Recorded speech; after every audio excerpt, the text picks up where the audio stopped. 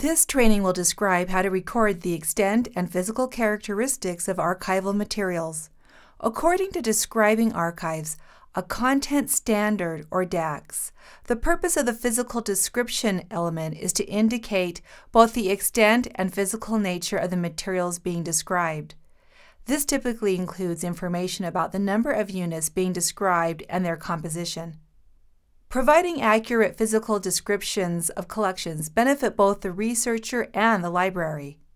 The information provided will allow users to determine if they want to look at the material being described. They may want to know how large a collection is, 1 box or 20, or they may be looking for a particular media type. At an item level, physical description statements also help to identify items. Users can use these statements to verify whether the item they are presented is the item being described.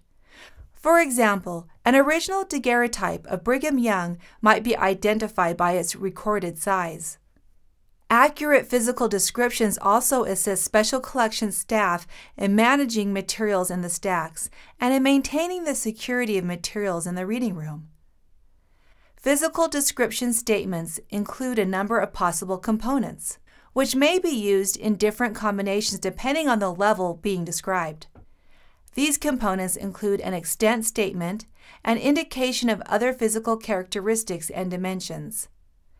It is important to remember that while DAX provides general guidance for the creation of physical description statements, our institutional implementation guidelines provide specific rules for formulating these statements, which vary depending on the level of description. Let's look at how these statements are recorded in multi-level descriptive records. At the topmost level of multi-level description, the physical description statement should include the extent of the materials being described in terms of containers. Common container types include cartons, boxes, and folders. Along with this, you should also record a parallel statement of extent, describing the linear feet measurement of the containers described. For example, with a top-level description of a collection consisting of just 1 box, you should record the number of boxes using Arabic numerals and the number of linear feet the boxes take up on our shelves. For standard Hollinger boxes, 1 box is the equivalent of 0.5 linear feet. Please note that the word foot or feet is abbreviated.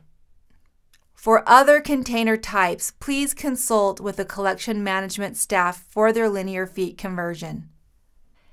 If you have more than one type of container, you should record separate physical description statements for each. So if in addition to the standard Hollinger box you also had 2 oversized boxes, you should record 1 physical description statement for the one and a second statement for the oversized materials. Both of these statements together comprise the physical description statement at the top level of description. It is important to note that any descriptive level could be the top level of a finding aid, including collection level aggregations, series, files, or even items. In all cases, the same pattern of number of containers with a parallel statement of linear feet should be followed. At aggregate levels of description lower in a finding aid, such as series, subseries, and files, physical description statements should also record the number of containers in that component. However, the parallel statement in linear feet is no longer required. So a series of 15 folders would be recorded as a single physical description statement, since the only container type is folders. As with top-level descriptions, though, if more than one type of container is represented at that level of description, multiple physical description statements should be entered.